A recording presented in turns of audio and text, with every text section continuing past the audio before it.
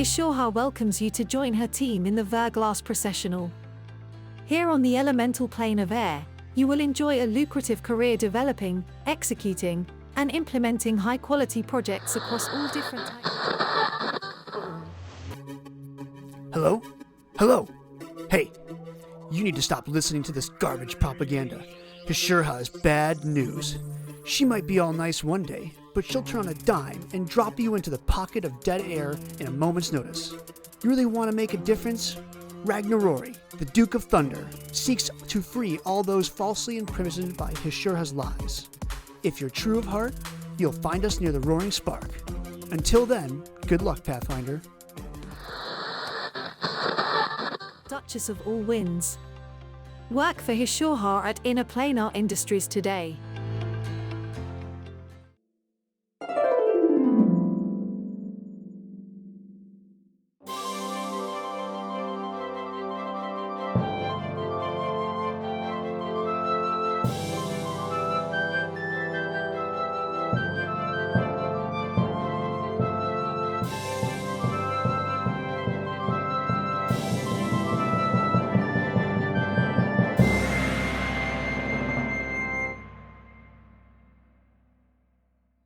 Welcome to the Tabletop Travel Guide, the podcast where we explore fictional worlds and civilizations right from the comfort of our own table.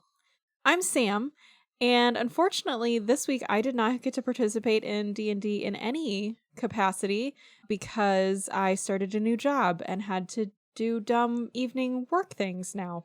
Yeah, that's true. But new job's good. New job was good. New job is good. Yeah, mostly I missed one session because I had to do an evening work thing, and then in our other group where I'm playing, I missed because I forgot that I'd signed up for an online class and had to do coursework. So that part was less fun, but more my fault. That's fair. Yeah. Entirely fair. I'm Ryan. Last week in our session, we didn't do any actual play. It was all planning for the finale. And as is traditional, the players completely went off the wall and I did not expect what they want to do. So now I need to figure out what the rules are for death by lava. Yeah. It was probably good that Sam was not there for that because it was very in the weeds, which she's like, I'm not into. So yeah. Hey, and I am Tyler. And this week I got to GM a campaign that we hadn't played in since December. We finished up the second book of a 3-part adventure, and I kind of took a break because I was DMing a second game as well, and then we just kind of never got back to it. Other people had been GMing, so there was a week where we didn't have anything going on, so I'm like, I'll do a quick side quest. It was good to see all the characters again. Nice. Yeah, so we are gonna be finishing out our last of a 4-part miniseries on the plains. It's been a long journey, but we appreciate everybody for joining us through it. So if you haven't listened to the previous episode or the previous 3, the one directly before this about Inner Sphere Industries is probably going to be the most relevant. But otherwise, yeah, welcome back. Last episode, we met all of the elemental lords and department heads There's a lot. Yeah, of Inner Sphere Industries. And we met our 2 consultants that are going to be providing their services. So do you want to do a quick refresher on the characters who are coming with us? Yeah, so mine is Vistan, and I am an evil druid who wants to burn down the forests and make everything a desert. And in contrast, I have Lucy, I'm assuming good druid who just wants to learn about nature and plants and run around with her leshy familiar.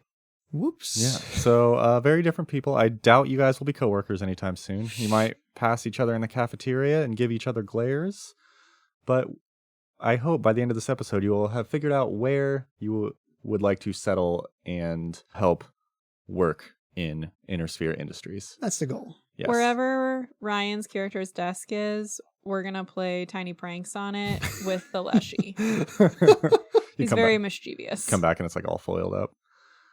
It's going to be covered in plants. That's what we're going to do. True. We're just going to grow what is this flower doing here?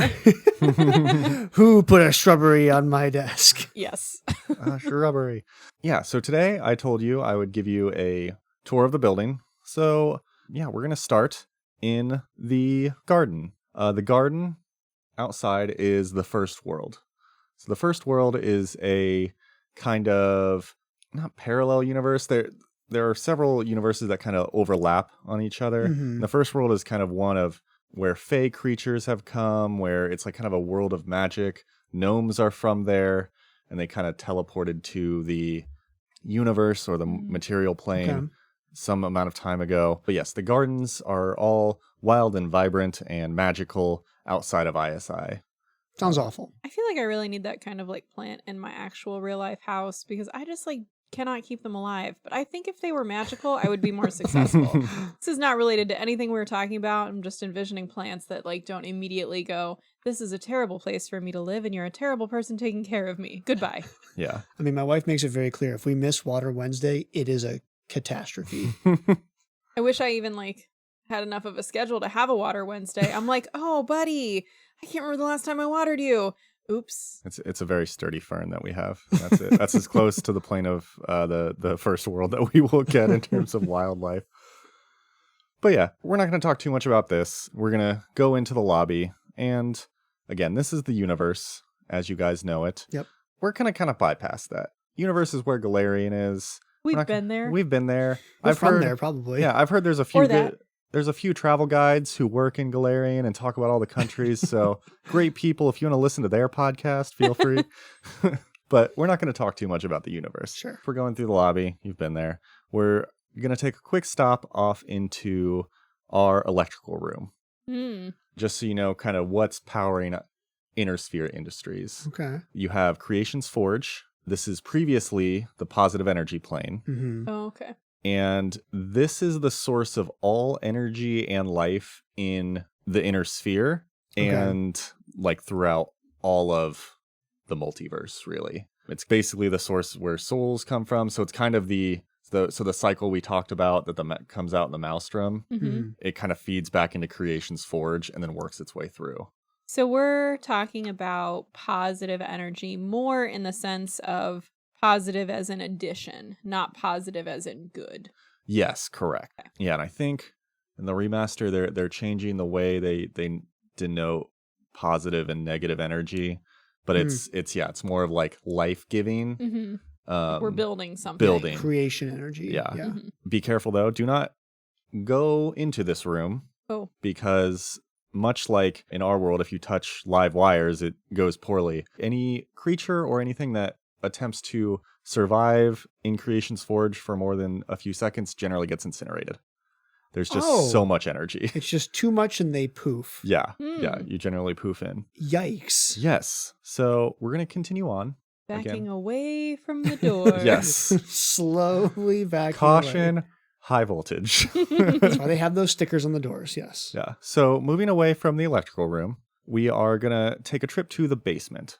And this is also called the Netherworld. Think of it as a kind of weirdly dark copy of the lobby. There's no natural light.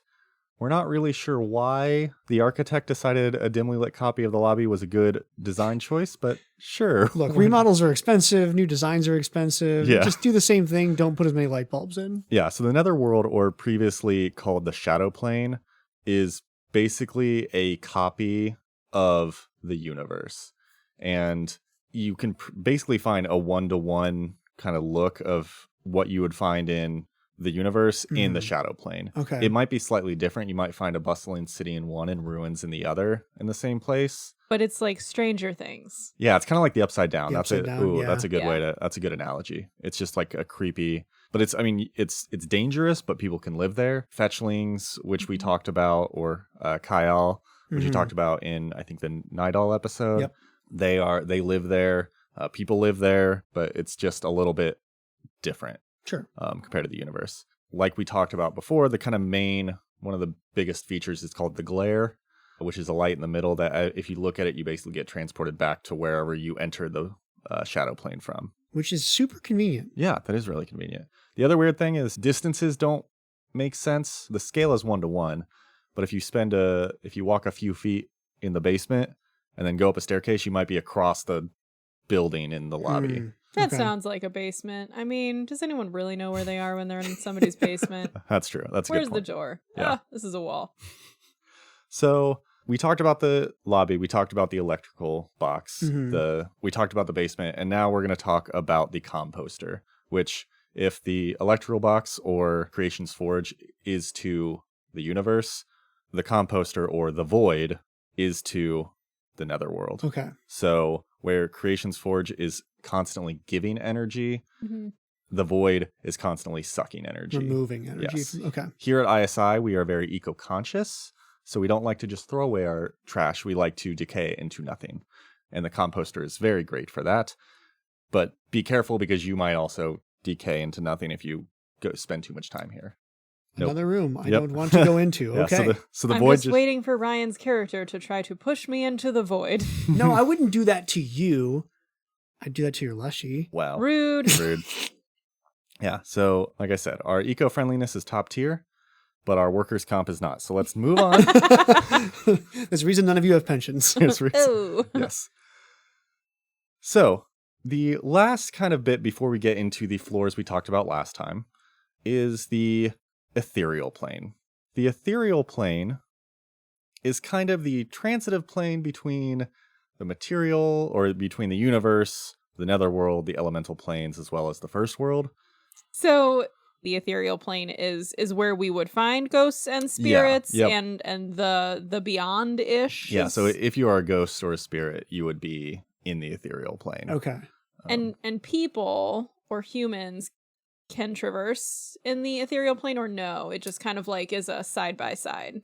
You can. There's some spells that get you like to walk in and blink Ethereal in. jaunt. Yeah, ethereal jaunt. There's stuff like that you can walk in and out. But if you're like a ghost, you basically live there. If you're a mortal, you can traverse it, but it is an overlapping thing. Okay. It's like I am here or I am here in ghost form.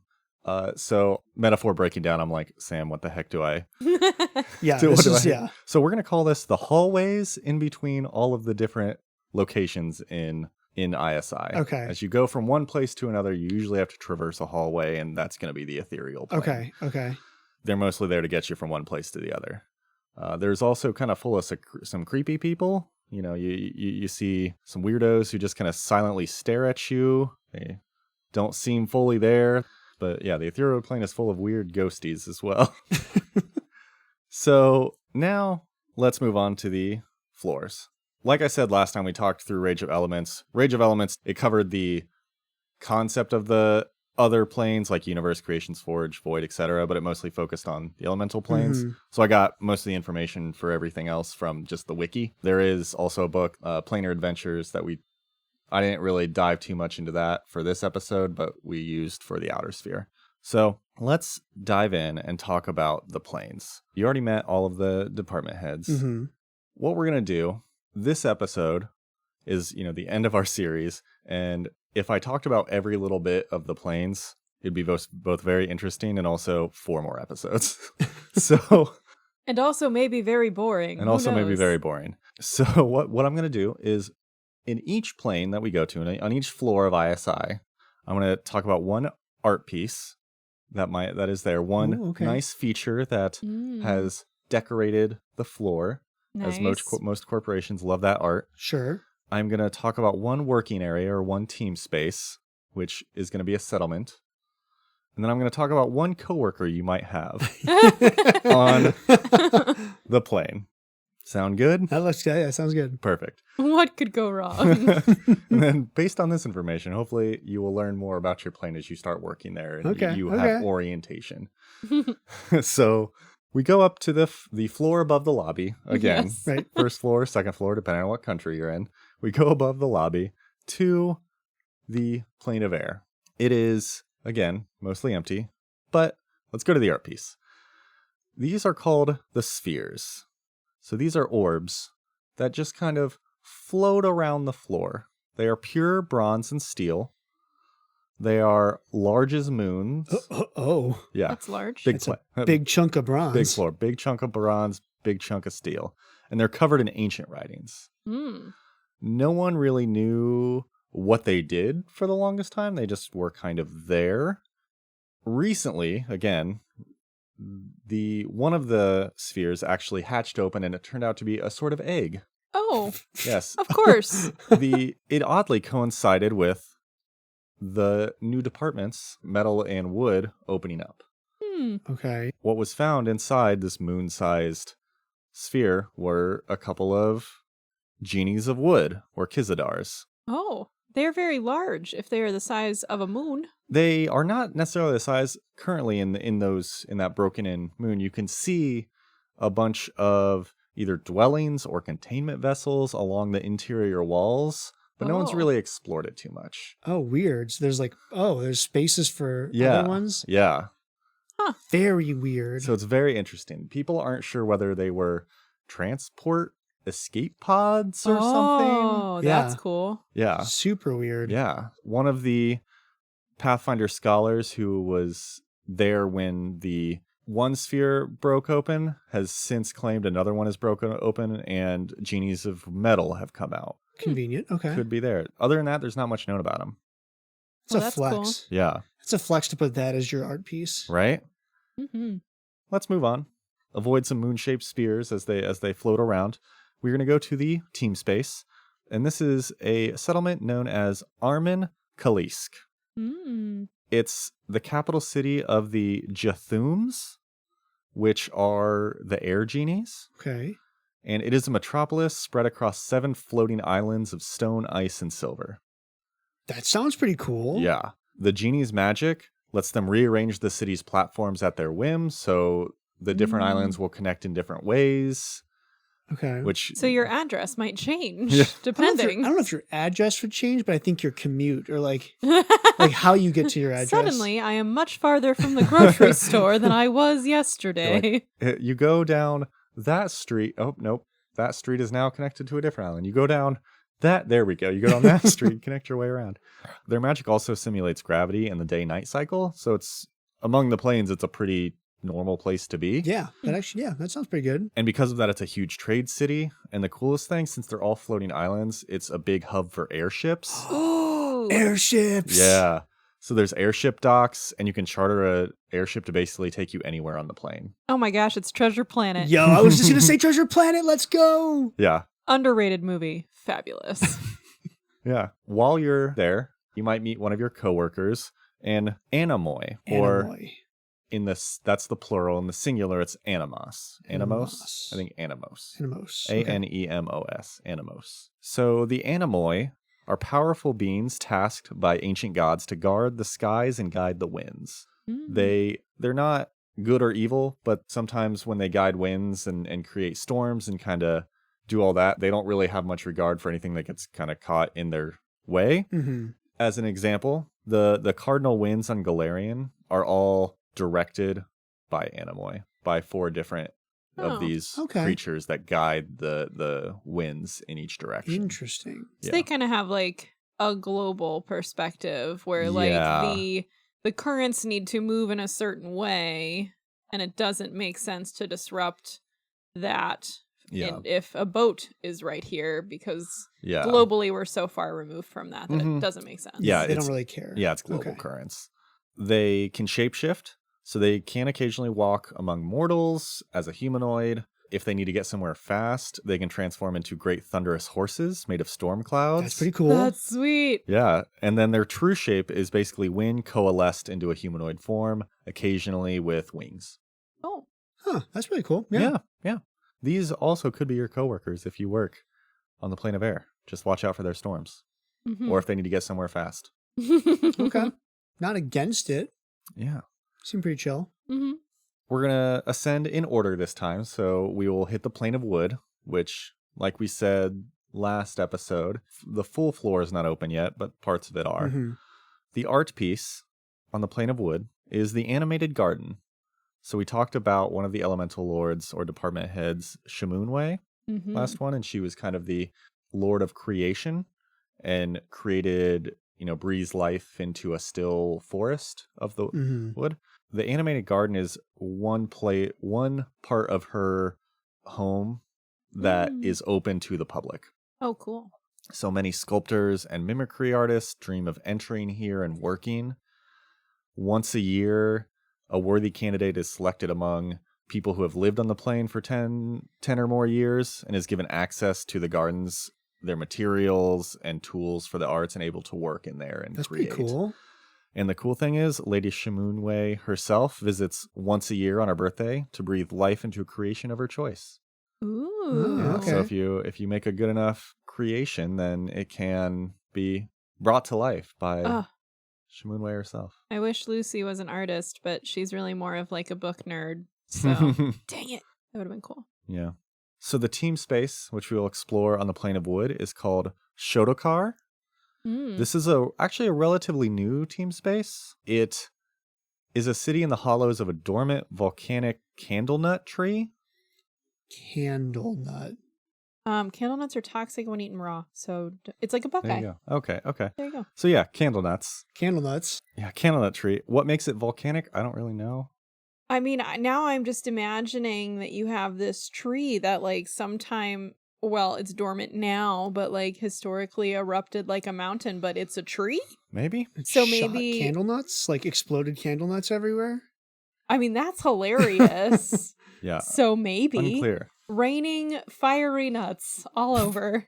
I didn't mean it when I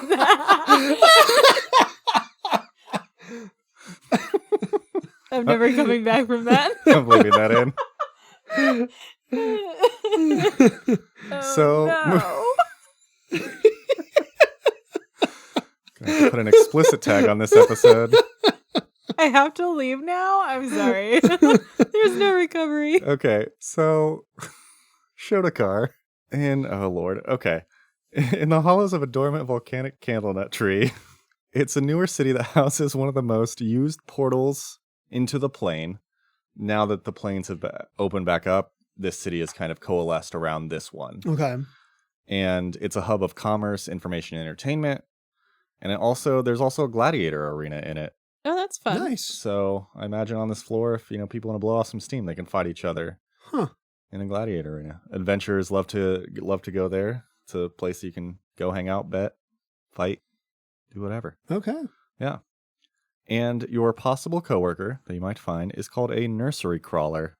Because the plane of wood is filled with so much energy, even fallen trees will be imbued with that kind of energy to kind of spring back to life. So nursery crawlers look like stumps, tree stumps, with like a single eye on the side of it. And they just kind of travel around looking for the best location to put seeds down for the next generation of trees. Okay, I thought that was going somewhere creepy, and it did not. So that was good. I was like, nursery crawler, and for some reason I was like, this is creepy. This is something that's in a horror movie with babies and crawling around nurseries. But no, it's looking for fertilized ground. Yeah. Okay, I like it better. Yes. The only thing to be weary of is it launches seeds around it, and those seeds start to sprout immediately. And if you get caught in the seeds, they will sprout from you. Oh. So okay. Be careful. Don't get hit by its candle nuts. Don't get... Look, guys. I got it together. Don't make me laugh again. So let's leave the candle nuts and go to the next floor. So we move up to the plane of water. Again, you have to put on your masks. We give your little Leshy a mask. Mm-hmm. And the art piece in the plane of water are called bleach lakes. So they're basically freezing and dense saline waters that collect into their own oceans within the ocean. So you will have beaches. Remember, the plane of water is basically all ocean. And there will be beaches around even deeper parts that hold this saline, like the saline and dense water. Interesting. Okay. Yeah. Huh. So like in SpongeBob, when they go to the beach. Right. Beachception. Yeah. Okay. The interesting thing about that is the waters in there, they don't have any oxygen at all in them. So even creatures with gills can suffocate in the bleach lake. Oh, interesting. Yeah. So some merfolk and creatures will go diving to gather treasure left behind by previously unsuccessful divers. Oh, snap. Brutal. Yeah. So people will go and hold their breath and dive into these bleach lakes, and some come up, some don't. Brutal. Yeah. That's the art piece on the plane of water. Okay. The settlement is the team space is a moving team space. So the interesting thing about the team of water, or the floor of water, is that most cities move to some extent. They're not really on the ocean floor. They all just kind of move around with the currents. Mm-hmm. The working area we're going to go to is called City on Lure. It sounds kind of like picturesque, like a little New England town, maybe. Yeah. Yes, so this city is very mobile because it is built on the back of a giant anglerfish. Not New England. Yeah. Huh. So remember anglerfish are the ones with like the little light, Yeah, the little dangly. the little dangly light? Yeah. So there is a city on the back of one of these. This fish specifically is called Lure, Lure. Well, of course we named it. Yeah. Is that the type of fish or the fish's name? They named the fish that they live on. Okay. So Okay. they call it Lure. Okay. That is its, makes sense now. that is its God-given Christian name. So luckily for the people in the city, it's pretty hospitable because the lure's flesh is very delicious for sustenance and also is very structurally sound for building on top of it. I'm sorry. So they eat the fish and build on the fish, and the fish just chill? Yeah, I imagine the city's like, it's almost kind of like what are the things that kind of like latch onto sharks? Oh, they have like the suckies on Oh, them. Yeah, so it's like, okay. it's like the fish is so big that the Oh. city on top of it is not that much of It's an inconvenience insignificant. for it. Huh. Construction must be so weird. You have to like eat your way to make a foundation. Right? Weird. We have food and also structure. Hmm. So it used to be more of a mobile trade port, but in recent times, Lure has descended and taken up residence near a place called Phantom's Ebb, which is basically a huge graveyard. And people theorize that it senses an imminent escape of Ebb's rumored lightless lord, which is an ancient undead. Oh. And it's brought her little glow to help contain it. Oh, it's a good fish. Yeah, it's a good fish. It's a good scary fish. Yes. So, yeah, if you want to work on City on Lure, you can get some interesting, good food and also hang out by a graveyard for a while. It has it all. Okay. Yeah. Does it? That's what I would do if I was putting City on Lore on a travel pamphlet. Yep. So, next, we were going to talk about one of your possible coworkers, the Marjao, which is one of the many nomadic creatures on the floor of water. They look humanoid from the waist up, but below they resemble a hermit crab. So The worst kind of, the worst mermaid to be. Seems like a rough transition. it's like a weird centaur of the sea. So since they travel around, they pick up a lot of different languages. They're actually very happy to work as translators and guides for adventurers and people who need help if they are properly compensated. And they like to deal in trinkets and talismans, specifically ones that help protect travelers. They really kind of take pride in their guiding and protecting and doing that of people traveling through the plane. And then they will also trade stories of treasure troves that they've heard of to among themselves and also sell that information to, or give that information to adventurers for a small share of the treasure if they get it. So I get 10% for this information. For the information. Okay. Yeah. So pretty helpful, pretty nice. Hermit crabby friends. I'm a fan of the Centaurs of the Sea. Yeah, the Marjao. But we continue. Again, above the plane of water, we go to the plane of metal. The art piece here is Duckmyra's Folly. It is a huge outcropping of the silver-colored metal called Sicatite. I love Sicatite. Yeah, it's. I have an unhealthy obsession with Sicatite in my games. I feel like it shows up in every one of your campaigns. I love putting Sicatite in things. Because you like to say it? I think the name is fun, and I mean, it looks like Tyler's going to talk about it more, but it's like a metal that has multiple states. That's true. I just, whenever I hear it, I do think of Ryan going, cold Sicatite. So the outcropping is actually also kind of a trap, a natural trap. The surface temperature of it continually fluctuates between two extremes every 24 hours. Cool. So at its coldest, it's cold enough to instantly freeze molten lead. At its hottest, it vaporizes organic material. That's on so touch. cool. Oh, either way, you're dead. Yes, either way, you're dead. And there are a few short hours in between each cycle where it's somewhat hospitable, and people go to try to mine Sicatite during that time. That's awesome. That's like terrifying. Yeah, so you really need to time it or you will die. Oh, it's like the deep sea fishing reality TV shows, except it's like Oh my gosh, it's yes. the miners of Dekmira's Folly. That's our Yes. next reality show for whatever our production company was for I like last it. time. So the working area on the plane of metal is Argyris, Argyris, Argyris, I mean, Argyris? yeah. Argyris? Argyris. Ooh, I Argyris like probably that. makes That sounds sense, good. yeah. Argyris. This settlement is also called the Ringing City, and it's a city built above a massive deposit of adamantine, the size of a continent. Oh. Man. Yeah. So it gets its moniker of the Ringing City from the clanging of hammers of countless smiths who practice here. Mm-hmm. It is basically the kind of bastion of all skilled metalwork artisans, and they all try to come here to make their life's creations. Sure, that's sweet. Yeah. Mhm. Not only is it a great blacksmithing town, it is also home to great libraries dedicated to elementalism as well as science, history, philosophy, and magic theory. Ooh. So it's kind of a little bit of everything, a very Okay. fount of great things and knowledge. It feels like a good place to visit. Mm-hmm. Lucy would be into the libraries. Yeah, like the books. Mm-hmm.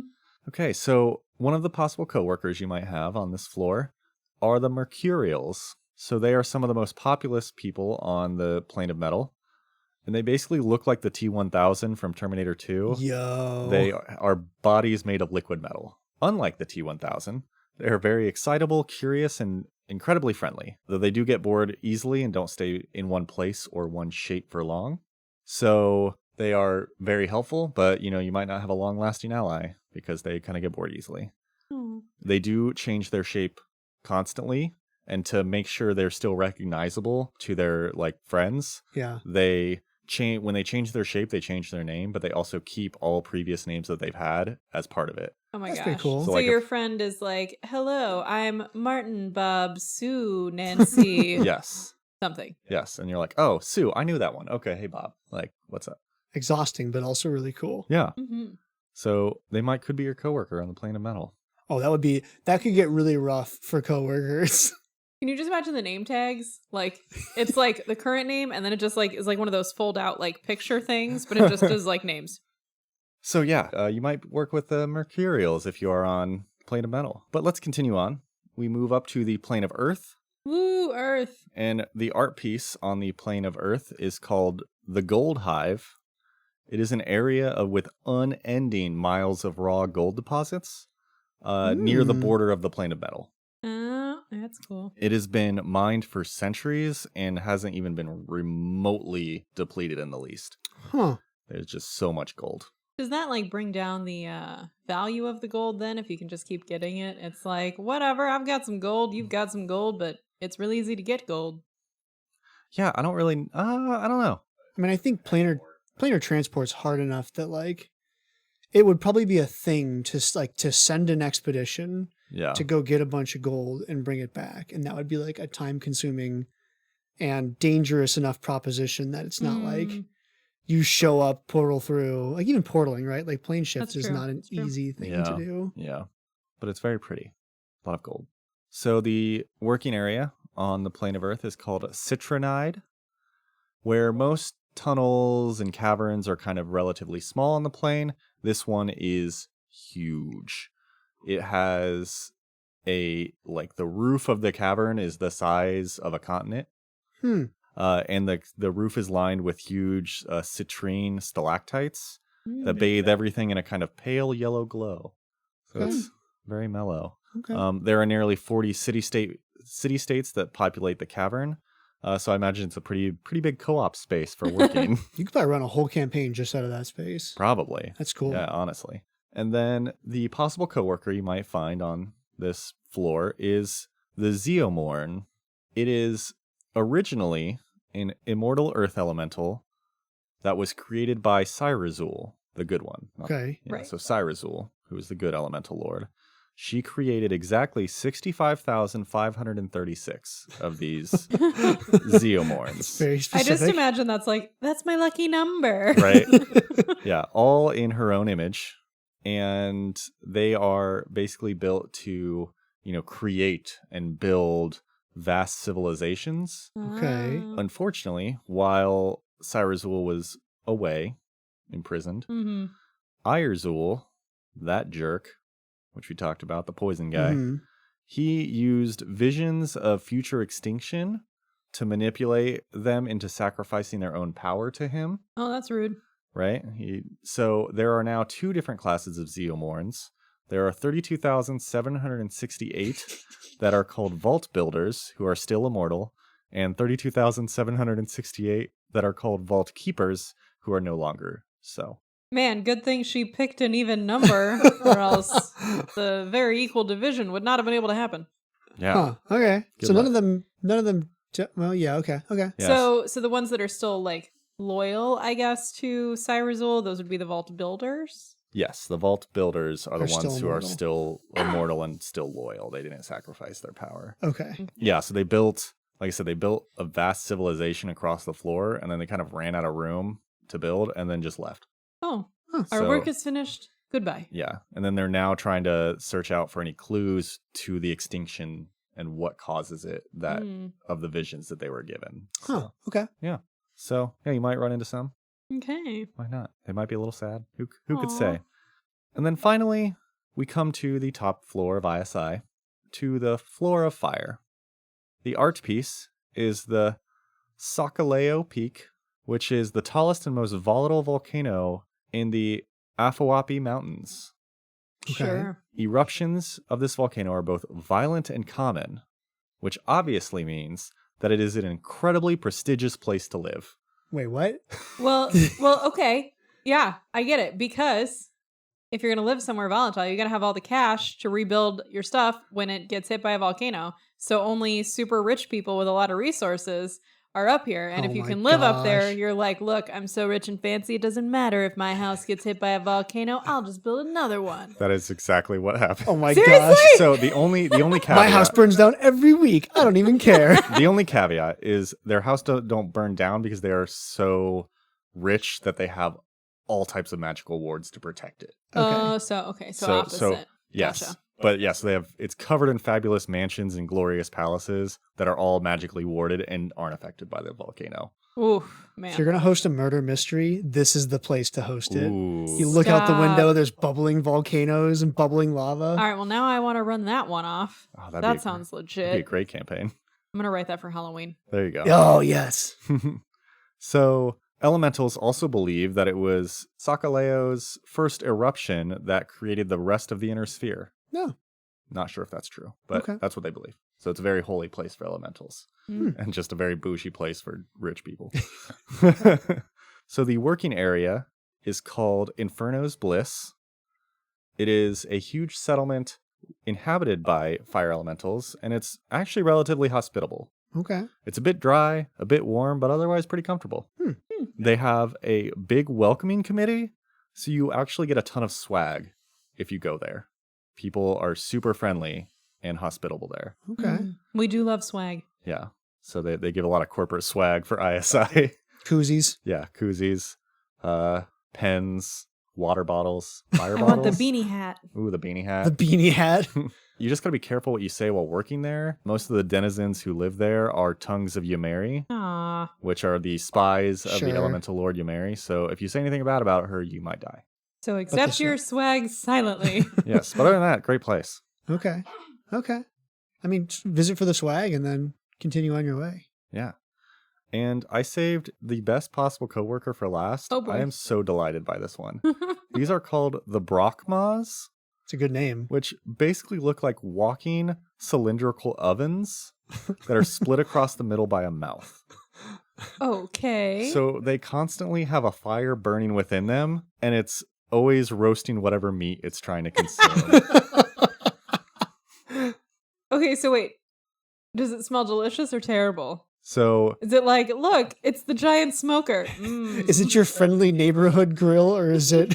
it depends. Oh, no. So it doesn't care how it cooks its own meat. It just eats whatever. Okay. And there have been attempts as a living oven. People have in the past attempted to force them into service to cook for them. Sure. What that usually results in is their captors getting eaten and turned into a pile of ash. However, what's left on the pile of ash is a written review of how they tasted. Yes. The best calling card. That's so brutal. I love it. So instead, they have been employed across all of ISI and other places because they will trade gifts for services. Okay. So their services are, meat cooked from their mouths. Oh, okay. That people have said is very delicious. Okay. And the gifts they accept are raw meats. Okay. So you can basically give them rare raw meats and they will give you delicious food in return. That's a great coworker. Yeah, fantastic scope. Invite them to all the potlucks. Yes. Yeah. Is Dave the Living Grill coming? I don't want to go if Dave's not going. I love that guy. Grill Man Dave. love that guy. He's fantastic. Yeah. I love the Brachmas so much. That's awesome. Yeah, and their art is literally just like them and there's like kebabs sticking out of their mouth. Stop. So, yeah, we have reached the end of our tour. Hopefully it wasn't too quick. It's a bit of a whirlwind. Again, you'll be able to learn more about what planes you're at as when you work there. And if everybody listening wants to learn more, pick up Rage of Elements because it's a fantastic book and there's so much information. It's such a cool book. We couldn't cover it all here, but it's a great book. So now comes the time for the decision. Planar consultants. Oh, no. Where would you like to work and who would you like to have as your boss? I have deeply considered this question. And although I am tempted to go for the Plane of Fire, I think we're going to work for Irazul, the fossilized king on the Plane of Earth. Okay, nice. Where he's out there looking to do some stuff, and maybe he's not the most present boss, but that's just more opportunities for us. Nice. Yeah. And is Earth, like the Plane of Earth, a satisfying enough lack of foliage? Yeah. I mean, it doesn't look like it's a dead place, but it's not like a verdant forest. Yeah. So Vistan probably likes that it's a bit more barren. The denizens sound pretty cool. Lots of opportunity there. Yeah. Nice. Okay. So yeah, Irazul on the Plane of Earth. What about you? What about Lucy? So I think that Lucy is going to pick the hottie on the Plane of Air and go hang out with Ragnarori. Okay. Mostly, I think what pulled her in for that is that he works so much with the mortals and like trying to make connections to Earth, the universe. So I think she would be super into that. And then just like loved the idea of the one settlement in the Plane of Air that's airships and movement. And so I feel like what she would try to do is like get a job as like being some type of emissary so that she could just like pop around on her little airship and like go over here and go over here and still be like getting to learn a ton of things and get to experience all the planes and the world. But she's in for hope and change. Cool. So hopefully based on the next year's financial quarterly report, it'll be bumping after you guys have come and consulted for a year. That's the hope, yes. Yeah. We expect a lot of returns year after year. Maybe we'll get pensions. Woo! But probably not. Well, okay. Well, thank you, Tyler, for employing our lovely characters and giving them jobs. Of course, I'm all about the jobs. Right. They need it. And thank you to all of our listeners for hanging out with us in this interlude into the plains. We hope that you enjoyed getting to hear about some maybe different places than ones that you might experience regularly. If you are enjoying what you're listening so far, tell your friends to listen to us. Drop us a review, some stars somewhere. Feel free to reach out to us. We are on Instagram. We have a website. We have an email, tabletoptravelguidepodcast@gmail.com. We do actually check our email. Shocking. Yes. Also, we'll put pictures, character sheets, all of that fun stuff up on the website, and that's just tabletoptravelguide.com. Also, the day after we post this, we usually throw something on the subreddit, the Pathfinder 2e subreddit. So if you happen to be a Redditor, go check it out. Throw a comment on there. Let us know. Say hi. All right, so we will be back to Golarion after this. So we will see you all back in the universe. But until then, bon voyage.